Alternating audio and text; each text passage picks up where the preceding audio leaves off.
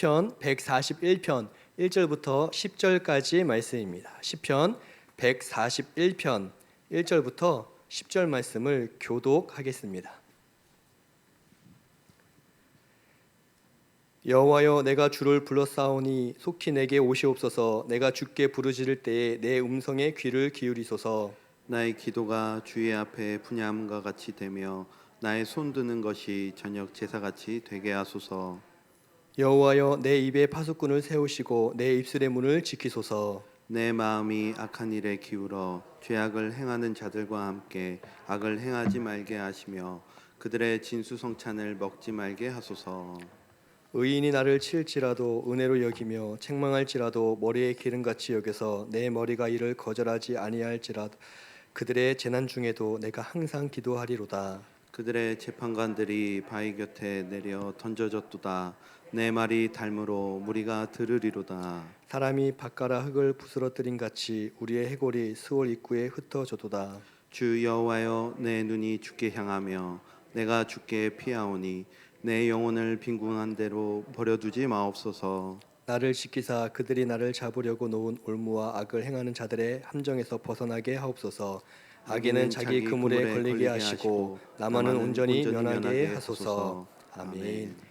담임 목사님께서 말씀 증거해 주시겠습니다. 여러분들은 언제 기도가 잘 되십니까? 저 같은 경우에는 기분이 좋을 때 기도가 잘 됩니다. 감사할 일, 또 좋은 일, 기쁜 일이 많으면 기도가 굉장히 술술술 이제 잘 흘러간다고 할까요? 진행된다고 할까요? 기분이 좋으면 오히려 기도가 잘 되는 것 같습니다. 그리고 또 뜨거운 열정적인 사람들, 기도의 불을 갖고 있는 사람들과 함께 기도하면 더불어서 기도하기 때문에 혼자 기도하는 것보다 훨씬 기도가 잘 됩니다. 그래서 우리가 보편적으로 감사할 일이 많을 때, 다시 말해서 기분이 좋을 때 기도가 잘 되고 또 뜨거운 사람들과 함께 있을 때 기도가 잘 됩니다. 그러면 반대로 언제 기도가 잘 안 될까요?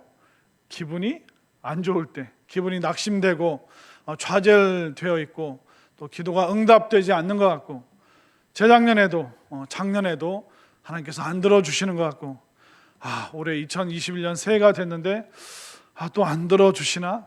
그런 시리에 빠졌을 때는 기도의 자리에 앉아 있긴 하는데 사실 기도가 잘 안 될 때가 많습니다. 그래서 보편적으로 기분이 썩 안 좋을 때 기도가 잘 안 됩니다. 그리고 혼자 있을 때, 기도의 동지가 없고 함께 기도해 줄 사람이 없을 때 우리는 사실 기도가 잘 안 됩니다.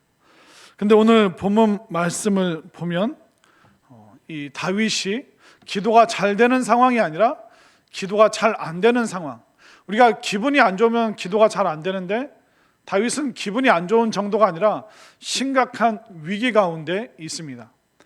다윗이 본인의 잘못이 아니라 외부적인 상황 때문에 인생에 큰 두 번의 위기가 있었는데 첫 번째는 사울 왕이 쫓아왔을 때, 사울 왕이 사위 다윗에 대한 그 질투심 때문에 약 10여 년 정도를 끊임없이 그를 죽이기 위해서 쫓아다녔습니다. 그리고 인생의 말년에 멋진 아들인 압살롬, 그 압살롬이 주변 사람들의 그 충동을 받아서 아버지 다윗 왕의 그 왕위를 찬탈하려고 그 아버지를 죽이려고 추적하고 쫓아오게 됩니다. 그처럼 그는 굉장히 어려운 위기 상황이 두 번 있었는데 이 위기의 상황에 과연 얼마나 기도가 되겠습니까? 답답하고 힘들죠, 무섭죠, 두렵죠. 수많은 이 감정의 기복 때문에 기도하기가 사실 쉽지 않은 그 상황이 시편 141편입니다. 그리고 다윗은 오늘 본문을 보면 여러 사람과 함께 기도할 수가 없습니다. 혼자 도망치면서 쫓겨다니면서 혼자 숨어 있으면서 기도해야 되기 때문에 어떻게 보면 기도하기에 최악의 상황입니다. 그런데 희한한 건 뭡니까? 그런 위기 가운데 기도하고 있고 또 아무도 기도의 동지가 없음에도 불구하고 그는 홀로 하나님 앞에 나아가고 있는 것입니다. 자, 1절 말씀을 한번 볼까요? 여호와여, 내가 주를 불렀사오니 속히 내게 오시옵소서. 아직 하나님께서 오시지 않으셨습니다. 내가 주께 부르짖을 때 내 음성의 귀를 기울이소서. 내가 부르짖고 기도하는데 아직 하나님의 음성과 응답이 들리지 않습니다.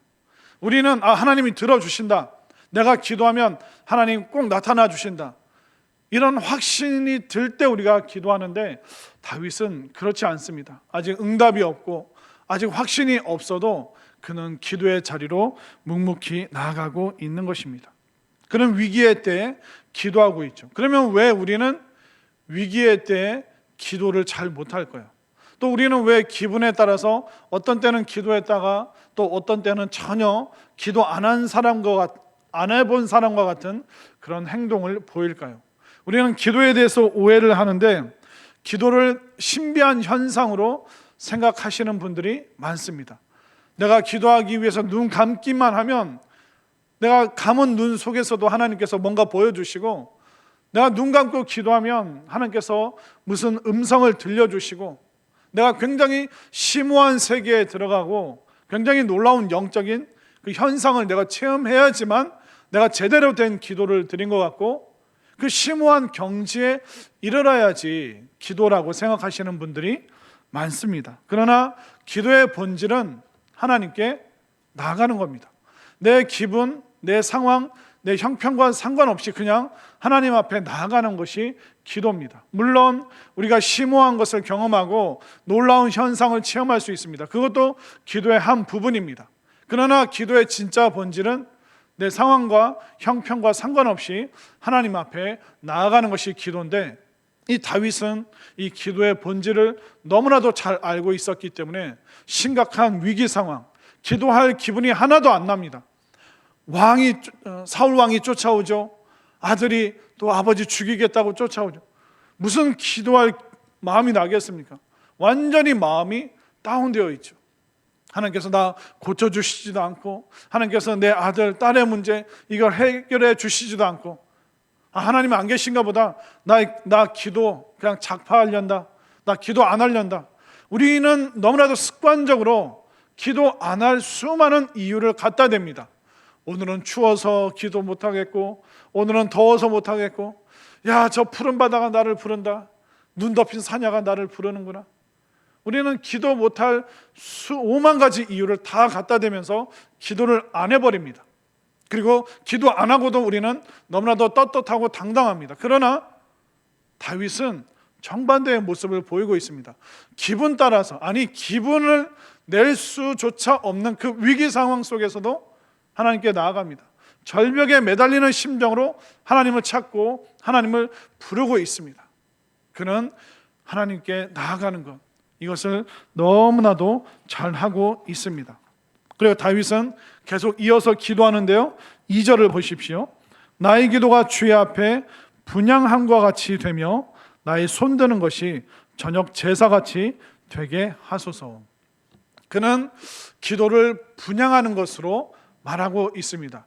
본인의 기도가 아침 안개처럼 그냥 순식간에 사라지는, 그냥 허공에 떠도는 그런 안개가 아니라 분향, 하나님 앞에 올라가는 그 향기처럼 나의 기도가 하나님을 흠향하시는 향기가 되고 있다. 본인은 이 기도가 무엇인지 알고 있습니다. 그가 입으로 읊조리든 마음속으로 생각하든 어떤 기도가 되었던 이 모든 것은 다 하나님 앞으로 올라가는 그 향기가 되고 있다. 그 확신이 있었습니다.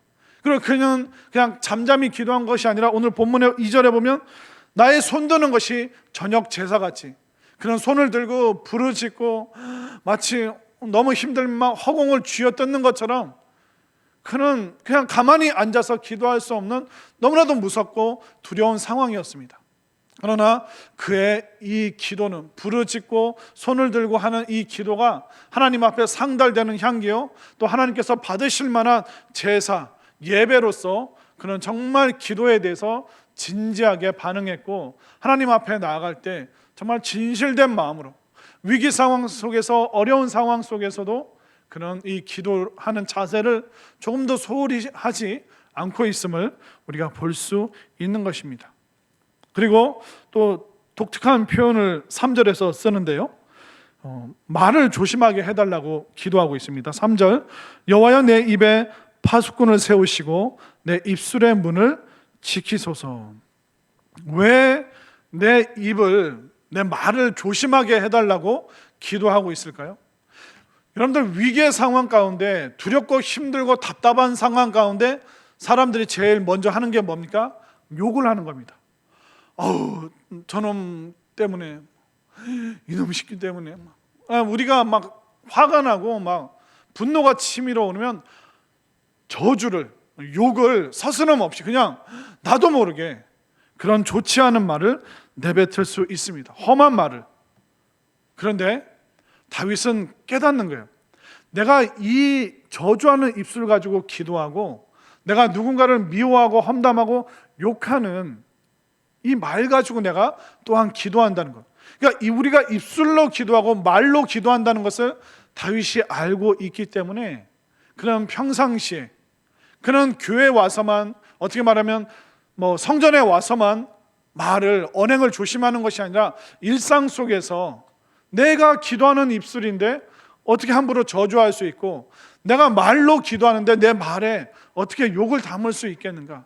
그래서 하나님, 내 입에 파수꾼을 세워주셔서 제가 입으로 하는 이 기도를 입으로 하는데 정말 말 조심할 수 있도록 하나님, 내 언어를, 내 입술을 지켜주십시오. 그러니까 일상생활 속에서 입술과 말이 지저분해지면 기도가 정결해지지 않음을 알고 있었기 때문에 정말 그는 진실된 마음 가지고 하나님 앞에 나오고 있는 것입니다. 그리고 4절 말씀, 아무 음식이나 먹지 않겠다고 또 기도를 하죠. 4절, 내 마음이 악한 일에 기울어 죄악을 행하는 자들과 함께 악을 행하지 말게 하시며 그들의 진수성찬을 먹지 말게 하소서. 결국 사람이 죄를 짓는 것은 혼자 탁탁탁 계획 세워서 죄 짓는 것이 아니라 사람들이 슬쩍슬쩍 죄 짓도록 권면을 합니다. 권유를 하죠. 그리고 점점점 사람들이 가까이 접근해서 내가 악한 길로, 잘못된 길로 빠지도록 상황적으로 그렇게 몰아가게 되어 있습니다. 왜 사람이 죄악에 빠지는지, 왜 기도의 자리가 아니라 악한 자리에 앉게 되는지 다윗은 잘 알고 있습니다. 너무나도 많이 이런 악한 사람들, 유혹하는 사람들, 내 마음이 자꾸 악한 쪽으로 기울어지도록 거짓말로, 또 여러 가지 권모술수로 본인을 꿰이는 것을 그는 알고 있었기 때문에 그 악한 자들의 태도에 대해서 뭐라고 얘기하고 있습니까? 4절 끝에 그들의 진수성찬을 먹지 말게 하소서. 여러분들, 밥 아무하고나 함부로 먹으면 안 됩니다. 보통 우리가 영화나 그런 거 보면 나쁜 일 탁 청탁할 때 어디서 합니까? 고급 식당, 이렇게 탁 박스나 이렇게 하나, 봉투 하나 쫙 내밀지 않습니까? 아마 다윗 시대 때도 똑같은 것 같아요. 다윗이요, 이거 우리가 만든 금 세공품인데 이거 하나 장만하고 그냥 갖고 계시라고. 이런 식으로 그 진수성찬의 자리에서 우리가 나쁜 일 하자, 못된 일 하자. 그러니까 못된 일 하기 전에 다윗의 입을 막아야 되니까 좋은 음식을 먹입니다. 좋은 물건을 제공해 줍니다.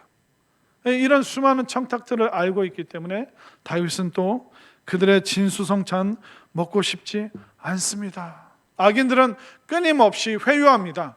항상 8개의 진실에 한두 개의 거짓을 섞어서 본인들이 하는 것이 옳은 것이냐. 남들도 다 그렇게 하는데요, 다윗 그렇게 당했는데 가만히 있을 거냐고.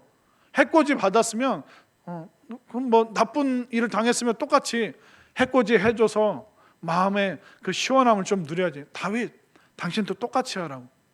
수많은 것으로 합리화시키고 다윗이 악한 생각을 쫓도록 이 악인들이 밥을 먹이고 여러 가지 수단과 방법을 가리지 않고 지금 다윗을 유혹하고 있습니다. 그러나 다윗은 그런 것을 나는 거부하겠다.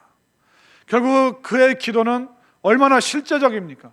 그의 기도는 공허한 것이 아니라 악인들, 그들에 대해서 추상적으로 말하는 것이 아니라 그들은 너무나도 구체적이고 현실적이어서 이런 방식으로 나를 유혹하고 또 나도 그런 일들에 마음이 기울어지는 적이 있기 때문에 다시는 그들과 말을 섞거나 함부로 음식 먹으면서 그들의 마음을 나누지 않겠다. 그의 기도는 정말 구체적이고 하나님 앞에서 정말 실제적인 내용들을 올려드리고 있습니다.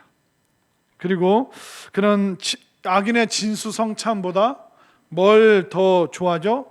의인의 책망. 혼나는 게, 악인들이랑 맛있는 거 먹는 것보다 좋은 사람한테 혼나는 게 더 기분 좋다라고 기도하는 사람이 이렇게 말을 합니다. 5절, 의인이 나를 칠지라도, 그러니까 매로 의인이 나에게 회초리를 댄다 할지라도 은혜로 여기고 나를 책망한다 할지라도 머리에 기름같이 여겨서 내 머리가, 내 생각이, 내 마음이 이를 거절하지 아니할지라. 그들의 재난 중에도, 악인들의 공격을 말하고 있습니다. 악인들의 공격 중에도 내가 항상 기도하리로다. 결국 다윗은 뭐 때문에 잘못됐는지 압니다. 기도의 자리를 지키지 않기 때문에 사람이 망가질 수 있고, 악인과 가까이 하기 때문에 타락할 수 있음을 알고 있습니다. 그래서 누구와 가까이 하려고 그러죠? 의인과 가까이 하는데, 의인들과 그냥 하하호호 그냥 쓸데없는 얘기하는 것이 아니라, 의인이 나를 책망한다고 할지라도 나는 그것을 달게 듣고, 때로는 회초리로 나에게 회초리 같은 마음으로 따끔하게 나에게 질책한다고 해도 나는 그 말을 너무나도 좋게 받아들일 것이다. 왜냐하면 사람은 누군가의 그런 책망, 조언, 그것을 듣잖아요. 그럼 영혼이 살아나는 것입니다. 그러나 누구의 말도 듣지 않고, 저거 다 잔소리다, 저거 그냥 설교 같은 거야, 그냥 다 당연한 얘기야, 그렇게 여겨버리면 그 영혼이 죽게 되어 있습니다. 살아나지를 못하는 것입니다. 다윗에게는 이 따끔한 회초리를 든 의인이 있었습니다. 나단 선지자가 있었죠. 나단 선지자가 목숨을 걸고 다윗 앞에 갔습니다. 다윗, 당신 음란의 죄를 졌습니다. 당신은 양을 99마리 갖고 있는데 한 마리 양 가진 가난한 사람의 양을 빼앗은 사람입니다. 다윗, 당신이 바로 그런 사람입니다. 다윗이 거기서 뒤집어집니다. 보통의 왕 같으면 어떻게 합니까? 저놈을 당장 하옥시켜라. 그리고 아무도 못하게 그냥 댕공 목을 잘랐을 겁니다. 그러나 다윗은 그 의인의 책망을 귀하게 듣습니다. 납작 엎드립니다. 무릎 꿇습니다. 저것은 잔소리가 아니구나. 나를 미워해서 나를 왕의 자리에서 끌어내리려고 하는 것이 아니라 나를 정결한 자리로, 기도의 자리로, 회개의 자리로 인도하는 의인의 음성이구나. 그것이 본인을 살린다는 것을, 또 그 절망의 순간, 그 음란의 그 죄로 인해서 그가 하나님 앞에서 버림받을 수밖에 없는 그 상황 속에서 그를 살려준 것이 무엇입니까? 의인의 책망. 그 한마디 때문에 본인이 회개하고 살아나 본 경험이 있기 때문에 악인의 그 달콤함보다 의인의 책망, 때로는 나를 혼내는 것이, 나를 얼마나 사랑하기 때문에 나를 혼내는가, 그 마음을 알기 때문에 그는 전적으로 회개하고 돌이킬 수 있도록 인도해주는 그 의인의 음성을 들으면서 기도하는 그 심정으로 하나님 앞에 나아가고 있습니다. 여러분들 어떻습니까? 누군가의 조언이 잔소리로 들리는지, 아니면 좀 힘들지만 그 조언을 잘 받아들이는지, 그런 면에 있어서 저는 참 괜찮은 사람 같아요. 괜찮은 남편 같아요. 저는 이제 제 아내가 얘기를 많이 해줍니다. 그리고 아내도 좀 지혜롭게 얘기를 하죠. 목사님, 기분 나빠하지 마시고 정말 사랑을 담아서 얘기를 해드립니다. 이제 그런 조언들을 계속 해주더라고요. 물론 그 들을 때, 사모님은 목회에 관여하지 마세요, 사모님은 내 설교에 대해서, 그럼 사모님이 한번 설교해 보라고 그렇게 말할 수 있는데, 그러지 않고 저는 진짜 훌륭하다, 이런 남편이 세상에 또 어디 있을까, 그런 마음을 혼자, 제 아내는 그렇게 생각 안 하겠지만, 그런데 그런 이야기를 듣는데 마음이 쉽지는 않습니다. 저기요, 그러면 제가 긴장, 왜? 또 무슨 일이야? 왜? 그러면 저에 대해서 이제 저를 더 가꿔주기 위해서 그런 얘기를 해주는 걸 알기 때문에 좀 힘들 때도 있지만 그래도 잘 받아들이기 위해서 노력을 하고 있습니다. 여러분들은 어떠십니까? 누군가의 알았어 말하지 마, 말 안 해도 하니까 그만 좀 해, 그러고 싶을 때가 많이 있죠. 그러나 우리가 일상 속에서 정말 그 조언하기까지 얼마나 고민하고 그 얘기를 하는지 알기 때문에 우리가 누군가의 그런 조언을 잘 들었으면 좋겠고, 특별히 여러분 그 선포되어지는 그 말씀, 주일날 또 새벽기도, 수요일, 금요일, 정말 순간순간 여러분들이 하나님의 말씀을 접할 때가 많이 있습니다. 그냥 저거 목사님이 하시는 얘기야, 그게 아니라 정말 그 말씀 한마디 한마디를 때로는 나에게 책망이요, 때로는 나에게 위로요, 때로는 나에게 권면이요, 때로는 나에게 따끔한 정말 회개의 말씀이 되는구나. 여러분들이 이 말씀을 정말 설교를 하나님의 음성으로, 아까 권사님이 기도해 주신 대로 하나님의 음성으로 듣는다면 우리는 언제든지 변화될 수 있고 영혼이 살아날 수 있고 또 우리의 삶이 성장하고 성숙할 수 있다는 것을 분명히 믿으시기를 바랍니다.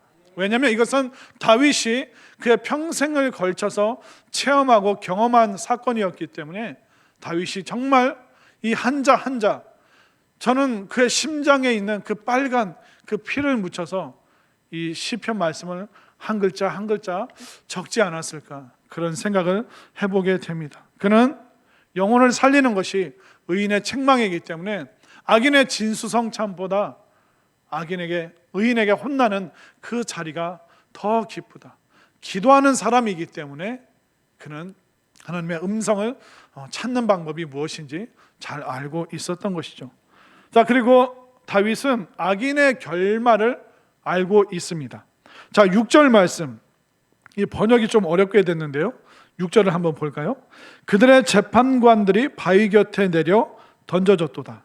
내 말이 닮으로 무리가 들으리로다. 좀 어렵죠. 세 번역으로 제가 읽어드릴게요. 그들의 통치자들이 돌불에 걸려서 넘어지면 그제서야 백성들은 내 말이 옳았음을 알고 내게 귀를 기울이게 될 것입니다. 다윗이 끊임없이 본인의 인생에 걸쳐서 얘기를 했습니다. 의인의 삶과 악인의 삶이 있다. 그런데 결국 악한 통치자들은 돌불에 걸려서 넘어지는 것 우리가 보지 않았느냐. 악인의 결말에 대해서 알기 때문에 그는 악인의 자리에 함부로 가지 않고, 그는 힘들고 위기가 있지만 의인의 자리인 기도의 자리로 당당하게 나갈 수 있었죠. 그리고 악인의 결말 또 보십시오. 7절, 사람이 바꿔라 흙을 부스뜨름 같이 우리의 해골이 스올 입구에 흩어졌도다. 요걸 또 세 번역으로 제가 읽어드릴게요. 맷돌이 땅에 부딪혀서 깨지듯이 그들의 해골이, 악인의 해골이 부서져서 스올, 지옥 어귀에 흩어질 것입니다. 악인의 결말이 얼마나 비참한지, 악인들이 지금 통치자 같고 권력자 같고 사람들을 좌지우지하고 그들의 목숨을 들었다 놨다 할 수 있는 것처럼 보이지만 결국 악인의 결말은 썩 아름답지 않다는 것을 그는 그의 삶을 통해, 신앙을 통해, 또 왕으로서 살아가면서 수많은 의인과 악인을 보면서 악인의 그 결말의 그 비참함을 알고 있기 때문에 그는 이렇게 확신을 가지고 이야기하고 있는 것입니다. 그는 악인의 결말을 알았습니다. 그러면서 진짜 본인이 뭘 두려워했는지 8절에서 이야기합니다. 주 여호와여, 내 눈이 주께 향하며 내가 주께 피하오니 내 영혼을 빈궁한 대로 버려두지 마옵소서. 다윗은 악인을 두려워하지 않았어요. 그러나 그가 두려워한 게 뭐였을까요? 그것은 바로 하나님 앞에 발가벗겨지는 것, 하나님 앞에 심판 자리에 서는 것이 제일 무서웠어요. 8절 끝에 내 영혼을 빈궁한 대로 버려두지 마십시오. 이 말은 뭐냐면 내 영혼을 벌거벗은 상태로 방치하지 마십시오. 하나님 앞에 의인의 옷을 입고 들어가는 것이 아니라 죄인의 그 옷은 다 찢겨져 버립니다. 그래서 완전히 발가벗겨진 상태에서 지옥에 빠지게 되는데, 다윗은 이 지옥의 표현을 그대로 쓰면서 내가 악인들과 함께 진수성찬 먹는 거, 그게 좋은 게 아니라, 그게 정말 좋은 게 아니라 악인의 길로 가면 결국 그들과 함께 벌거벗겨진 상태로 하나님 앞에서 방치되는 그 결과가 오게 된다. 나는 죄가 무섭고 심판이 무섭고 하나님 앞에 기도의 자리로 나가지 않는 그 악인의 그 마음 상태, 그것이 나는 너무나도 무섭다. 하나님 앞에 그런 벌거벗겨진 상태로 드러나는 것이 나는 제일 무섭다라고 다윗이 고백하고 있습니다. 그러나 하나님께서 다윗을 전화위복의 은혜로 베풀어 주시죠. 자, 9절과 10절을 볼까요? 나를 지키사 그들이 나를 잡으려고 놓은 올무와 악을 행하는 자들의 함정에서 벗어나게 하옵소서. 악인은 자기 그물에 걸리게 하시고 나만은 온전히 면하게 하소서. 나만은 온전히 면하게 하소서 하니까 좀 이기적인 표현 같은데 결국 악인과 의인의 삶이 극단적으로 나눠진다는 것을 다윗은 잘 알고 있었습니다. 이 시편 141편은 다윗의 기도입니다. 결국 그 사람의 기도가 그 사람의 영적 상태를 보여주고 있는 것입니다. 기도를 누추하게 한다면 그것이 그 사람의 영적 상태입니다. 그러나 기도가 힘이 있고 정말 뜨겁고 확신에 차 있다면 그것이 그 사람의 영적 상태예요. 이 다윗의 지금 영적 상태가 어떻습니까? 그의 기도 상태가 그의 신앙의 상태를 보여주고 있는데 그는 분별력이 있죠. 악인이 어떤 식으로 본인을 꿰는지 잘 알고 있습니다. 또 의인이 때로는 책망하지만 그것이 나를 살린다는 것을 그는 너무나도 잘 알고 있습니다. 기도하기 때문에, 위기의 때에도 기도하기 때문에 그의 영적인 상태가 온전히 유지될 수 있었습니다. 기도하지 않고도 우리가 신앙의 이 모습을 유지할 수 있을까요?